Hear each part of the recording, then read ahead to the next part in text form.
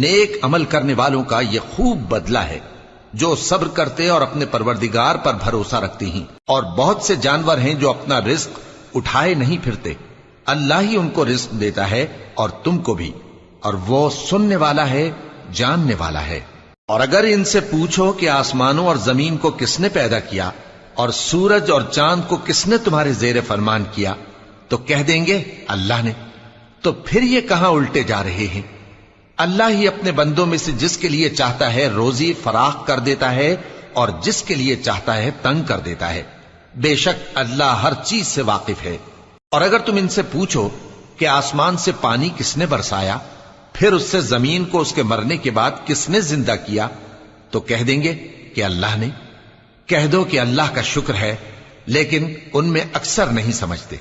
اور یہ دنیا کی زندگی تو صرف کھیل اور تماشا ہے، اور ہمیشہ کی زندگی کا مقصد